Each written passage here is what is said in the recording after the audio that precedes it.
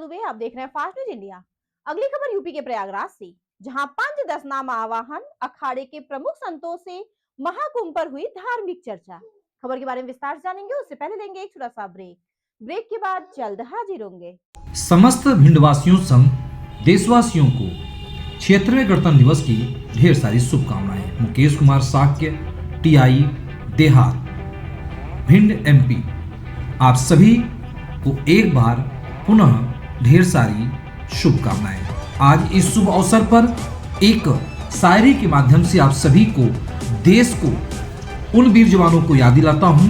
चलो फिर से आज वो नज़ारा याद कर लें, चलो फिर से आज वो नज़ारा याद कर लें। शहीदों के दिल में थी जो ज्वाला, उसे याद कर लें, जिसमें बहकर आज़ादी पहुंची थी किनारे पर। चलो आज देशभक्तों के खून की वो धारा याद कर लें। आप सभी देशभक्तों को 76वें गणतंत्र दिवस की एक बार फिर से बार हार्दिक बधाई। नमस्कार। ब्रेक के बाद आप सभी दर्शकों का स्वागत है। खबर यूपी के प्रयागराज से, जहां पंचदशनाम आवाहन अखाड़े के महामंत्री संत गिरी, शिवेश गिरी और कन्नौज से आए हुए महामंडलेश्वर अतुलेश आनंद गिरी से महाकुंभ के महत्व के बारे में और सनातन धर्म में चेतना लाने के लिए क्या क्या प्रयास किए जाने चाहिए आदि विषयों पर विस्तृत रूप से हुई चर्चा। देखिए country incharge portal Anil Kumar की रिपोर्ट। तो आइए हम पूज्य गुरुओं से अलग अलग तीनों गुरु बैठे हुए हैं, तीनों से सनातन के ऊपर बात करेंगे। सर्वप्रथम हम गुरुजी से बात करते हैं। गुरुजी, ओम नमो नारायण। कैसे हैं गुरुजी? बस आनंद है। इस समय तो महाकुंभ है, 144 साल लोग बोलते हैं, लेकिन ये तो ग्रह नक्षत्र बात हमेशा ही रहती है, कोई 144 साल से नहीं बनता।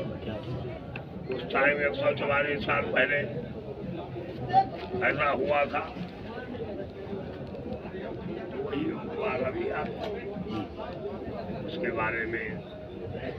और इसमें श्रद्धालु पूज्य गुरुदेव, मैं आपसे ये कहना चाह रहा हूँ, एक विषय पे आपसे प्रश्न करना चाह रहा हूँ कि जिस समय देवता और राक्षसों के बीच में समुद्र का मंथन होकर के जो कुंभ कलश निकला था, उसको लेकर के जब आकाश मार्ग से लेके गए तो कुंभ कलश किसके हाथ में था?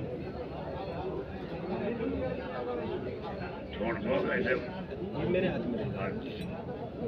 मंगलम भगवान शंभु, मंगलम रघुवत्थजं, मंगलम पार्वतीनाथम, मंगलम मंगलाय तनोहरः।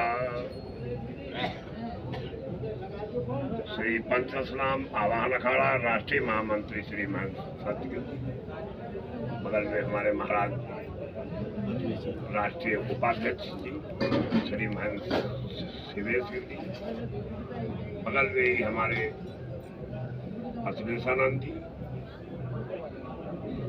इस समय हमारे मेलिया बंधुवर सब आवाहन अखाड़ा छावनी में महाराज के कैंप पे वातावरण चल रहा है। महाकुंभ सनातन समुद्र मंथन किसी दैत्यों के हाथ में था, दैत्य ही लेकर के उसको भागे। तो आज भी असुर भागना चाहते हैं। ऐसे एक बार एक दिन वो निकला कि वो बकबोर्ड की जमीन पर कुंभ लग रहा है। जब से कुंभ लग रहा है तब बकबोर्ड पैदा ही नहीं। बकबोर्ड तो अभी नहीं देखा है। अब कुंभ तो सनातन है, कभी उसे कुंभ कभी अधूरा नहीं होता। लोग कहते हैं महाकुंभ को या अर्थ नहीं, सभी महाकुंभ। योगी जी ने एक बार महाकुंभ के लिए जब अर्थ कुंभ था तो उसको भी महाकुंभ ही घोषित किया। प्रशासनिक यहाँ महाकुंभ सब जो भी यहाँ बोलते हैं वो महाकुंभ। उज्जैन में उसे महाकुंभ है, लेकिन सिंहस्थ। ऐसे ही जगह जगह पर अपनी सब व्यवस्थाएं हैं। सनातन धर्म के बारे में क्या कहा जाए, उसका आदि भी नहीं है, उसका अंत नहीं है। अनादि है, अनंत है, अखंड है। उसी अनादि अनंत अखंड के लिए हम भी लोग सब तैयार हैं। और 2025 का कुंभ भी है, क्या अंतर देख रहे हैं? देखिए, 2013 के कुंभ में और 2025 के इस महाकुंभ में बड़ा अंतर है। ये धरती का हम तो समझ रहे हैं अविस्मरणीय महाकुंभ है। इलेक्ट्रॉनिक मीडिया के माध्यम से पहले तो बड़े बड़े लोग पूछते थे, भाई एक अंग्रेज ने प्रश्न किया, एक बहुत बड़ा वहाँ का जो जो व्याख्याता थे, वहाँ के विद्वानों ने, मैक्स मूलर सब जितने हैं, मैक्स रोमन जितने भी बड़े बड़े व्याख्याता हुए हैं, तो उन्होंने कहा कि भैया ये बताइए कि आप साधु संत लोग इतने करोड़ों लोग कैसे इकट्ठे हो जाते हो? भाई तब तो मीडिया नहीं थी, मीडिया तो बात चल गई है, लेकिन महाकुंभ तो हजारों लाखों वर्षों से चले आ रहे हैं। ये सनातन की परंपरा है, इसे कोई मिट नहीं सकता, क्योंकि जो सनातन नहीं मिटा हिरण्यकश्यप की हुंकार से, जो सनातन नहीं मिटा है रावण की ललकार से, जो सनातन नहीं मिटा है कंस की तलवार से, वो सनातन क्या मिटेगा? मूर्खों की सरकार से। मूर्ख थोड़ी मिटा देंगे सनातन को। ये आवाहन अखाड़े की एक जय जयकार है, परंपरा है। ये आवाहन अखाड़ा धरती के सबसे प्रथम अखाड़ा, इसके इष्ट ही भगवान गणेश, इसके इष्ट भगवान गणेश से प्रथम पूज्य है। तो भैया ये आवाहन सबसे बहुत बलिदान दिया, झांसी की रानी के साथ में बलिदान हुआ नागाओं का, और सबका ऐसे ही परंपरा ये चलती आई। और आपने जो हमसे प्रश्न किया, क्या पूछा था अभी आपने? हाँ, प्रशासनिक व्यवस्था मैं आपको बता रहा। भाई पहले जो था कुंभ, पहले एक हमसे पत्रकार ने और भी पूछा, बोले महाराज ये बताइए कि जो पहले कुंभ होते थे, पहले भी 20 लाख लोग आते थे, बिना मीडिया के कैसे आ जाते थे? कितना खर्च पड़ता होगा इन लोगों को बुलाने में? विदेशी ने पूछा, इसका खर्च तो पड़ता ही होगा, है? हमने कहा भैया उस समय के काल में तो 2 पैसे का खर्च पड़ता था, किसी को बुलाने की जरूरत नहीं, महाकुंभ में किसी को निमंत्रण देने एक सेकंड तो 2 पैसे का खर्च पड़ता था। बोले 2 पैसे का कैसे? उस समय पंचांग 2 पैसे में आता था, 2 पैसे में आता था, और उसमें लिख दी जाती थी डेट कि फला तारीख को महाकुंभ पड़ेगा। तो उस पंचांग को देख करके पूरी धरती का सनातनी अपने आप महाकुंभ में आ जाती थी। महाराज जी अंत में एक प्रश्न और लास्ट प्रश्न ये मैं रहता तुम्हारे है प्रश्न का दूसरा उत्तर क्या? कि जो सनातनी जो इस कुंभ में मौनी अमावस्या का शाही स्नान आ रहा है, जो सनातनी अभी तक इस कुंभ में नहीं पहुंचे हैं, उनको आप क्या संदेश देना चाहेंगे?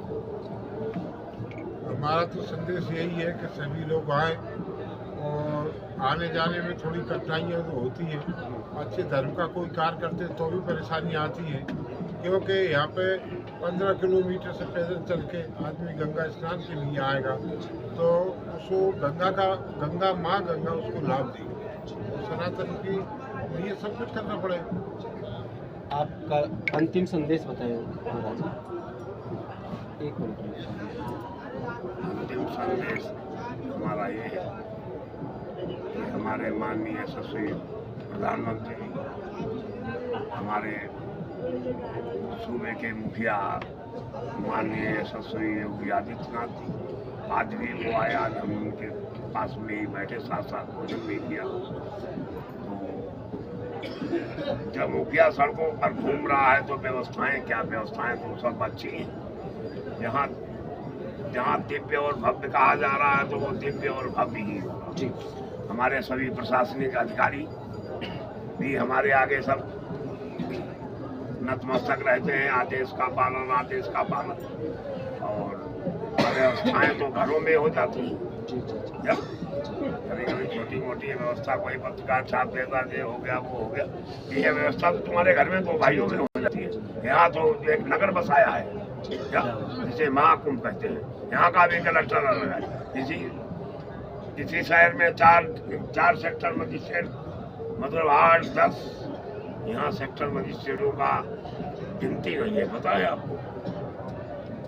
बहुत अच्छी बात बताइए महाराज। देखो छोटे मोटे इतने करोड़, कम से कम 20 करोड़ लोग यहाँ अगर पहुँच रहे हैं, और सरकार ने अनुमान लगाया था कि पूरे महाकुंभ के अंदर 45 से 50 करोड़ लोग पहुँच रहे हैं, तो छोटे ट्रैफिक जाम होने ये तो होता है, लेकिन ये कोई ऐसी बात नहीं है। ऐसा आयोजन जीवन में ना तो कभी हुआ, ना होगा, भूतो न भविष्यति। इसी वजह से आज पूरे देश नहीं विदेश के अंदर भी ऐसा आयोजन, ऐसा इवेंट जीवन में ना तो पहली बार कभी हुआ ना होगा। ऐसी बात है। और भी हुआ भी नहीं, आपकी भी बात हुआ भी नहीं। आपने 2013 की बात को जो रखा था अभी वो ध्यान में आ गया है। 2013 का यही कुंभ था कि आजम खान उसके। तो हम गुरुजी से बात कर रहे थे। गुरुजी, विदेशी लोग हमारी संस्कृति को अपनाते जा रहे हैं, लेकिन हमारे सनातन धर्म के कुछ युवा विदेशी संस्कृति की ओर बढ़ रहे हैं। ऐसे लोगों के लिए आप क्या कहना चाहेंगे? सबसे पहली बात तो हमारा सनातन का देश है और हम सनातनी हैं। संत जो होता है वो सन्यासी का मतलब जो होता है ईश्वर के सामने, ईश्वर का मार्ग दिखाता हो।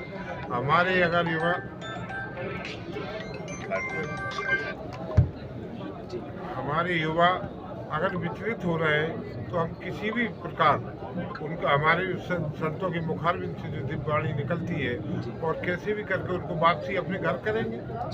और जब विदेशी लोग जो हमारी आस्था का केंद्र बने हुए हैं, आप सब लोग कह रहे हैं कि विदेशी आ रहे हैं, तो विदेश का कई देशों में आज भी सनातन का परचम लहराता है।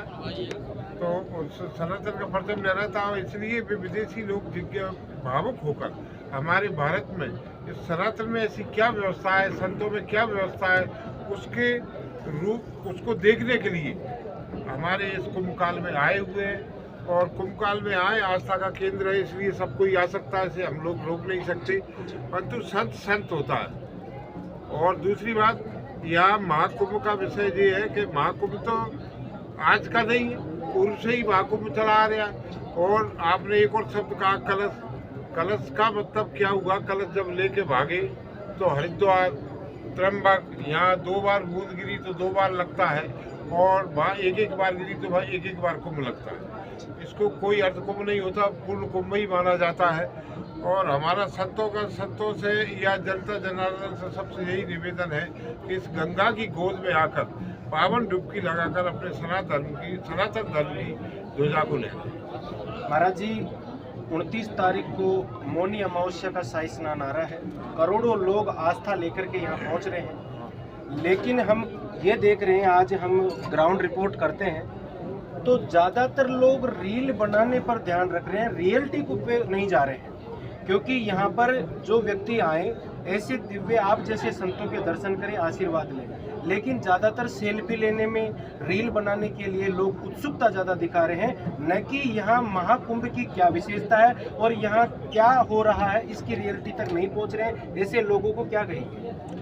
ऐसे लोगों को मैं यह कहूँगा, जैसे सेल्फी भी ले रहे हैं या साधुओं का फोटो भी खींच रहे हैं, तो वो घर में जाके अपने बच्चों को, पत्नी को दिखाएंगे तो उसका सनातन का असर तो वहाँ भी जाके पड़ेगा। परंतु गंदी जो सेल्फी या पोज, ये तो गंगा माँ है, इसकी गोद में जो कुकृत्य करेगा या गंदे फोटो निकालेगा तो स्वतः ही उसको ईश्वरी दंड मिलेगा। महाराज जी ने बहुत अच्छी बात बताई है। अब हम कन्नौज पीठाधीश्वर अतुलेशानंद जी महाराज जी भी यहाँ पहुँचे हुए हैं, हम उनसे बात करेंगे। काफ़ी इनके द्वारा कथाएं की जाती है और इनकी कथाओं को सुनकर के लोग, इनके द्वारा परोपकार का कार्य किया जाता है।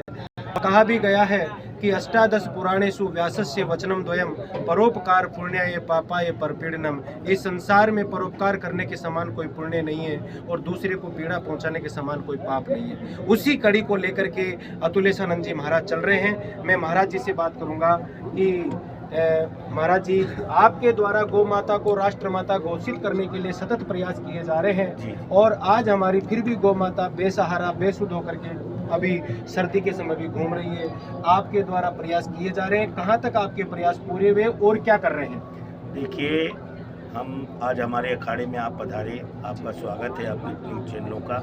हमारे 2 गुरुजन भी बैठे हैं जिन्होंने मुझे बचपन से इस वेशभूषा में, परंपरा में ढाला और मैं बड़ा प्रसन्न हूँ। वो आपने बहुत अच्छा प्रश्न किया, क्योंकि हमारे देश को भारत माता क्यों कहा जाता है? भाई, हर देश में America, England, Thailand, German, Japan, रूस, रोमन सभी देश हैं, लेकिन किसी देश में माता शब्द नहीं है। लेकिन भारत माता अपने देश को क्यों कहा जाता है? उसका कारण है क्योंकि हमारे भारत देश की जो माता है वो है गौ माता। भारत देश की जो माता है वो है गौ माता, क्योंकि गीता, गंगा च गायत्री, गौ गुरु तुलसी दलम और पूजा च पंच देवानाम, ये हिंदू धर्म से लक्षणम। भाई लोग आज पूछो हिंदू, आपके पास क्या प्रमाण है कि आप हिंदू हैं? तो हिंदू का प्रमाण यही है कि गीता, गंगा च गायत्री, गौ गुरु तुलसी दलम, पूजा च पंच देवानाम, ये हिंदू धर्म से लक्षणम। अपने गुरुओं का, अपने अखाड़ों का, अपनी संस्कृति का जब हम सम्मान करेंगे तब हमारा राष्ट्र और मजबूत होता जाएगा, क्योंकि वह गौ माता जिसमें 33 करोड़ देवताओं का वास है, वो भी कामधेनु है। भाई समुद्र मंथन से वो भी निकली है। समुद्र मंथन से ही अमृत निकला है, जिस अमृत के बूंदों से ये महाकुंभ मनाया जाता है। क्षीरोदतो यशंभूता या पुरामृत मंथने सुधा कुंभम महारत्वम ज्ञानयो प्रणमाम्यहम। तो इसी क्षीर सागर के मंथन में हमारे पूज्य महाराज श्री विराजमान है, महामंत्री जी हैं, जो हमारे दत्तगिरी जी महाराज, जो हमारे गुरुओं में है, हमारे अखाड़ा के उपाध्यक्ष श्रीमान महाराज श्री गुरु जी, वो भी बैठे नाम लेने में मुझे, क्योंकि मेरे तो गुरु हैं। चेला कितनी बोले, गुरु गुड़ हो गया चेला 70। अरे चेला रबड़ी भी हो जाए, बाप तो बाप ही रहेगा। जैसे इंडोनेशिया में चले जाओ तो वहाँ भारत के भगवान की प्रतिमा वहाँ की मुद्राओं में लगाई जाती है। हाँ, राम जी की, गणेश जी की। क्यों? क्योंकि इंडोनेशिया का मुस्लिम राम को बाप कहता है, मजहब बदल जाए परंतु बाप हो जाता है। आप बाप नहीं बदल सकते। तो महाराज जी, अभी कुछ दिनों पहले बागेश्वर धाम के पीठाधीश वीरेंद्र शास्त्री जी आपके मेरे ही अजीज है, और अभी उन्होंने हिंदू राष्ट्र को लेकर के एक अभी भव्य रैली निकाली थी महाराज जी। तो हिंदू राष्ट्र को लेकर उन्होंने बहुत बड़ी रैली निकाली थी। उनका नारा था कि हिंदू राष्ट्र बनाना है, भव्य राष्ट्र बनाना है। क्या ये सपना हमारा साकार होगा? देखो, जो हमारे धीरेन्द्र शास्त्री बागेश्वर धाम सरकार के नाम से प्रसिद्ध है, भाई ये पहल है। अपने सनातन के लिए हर कोई पहल करना चाहिए।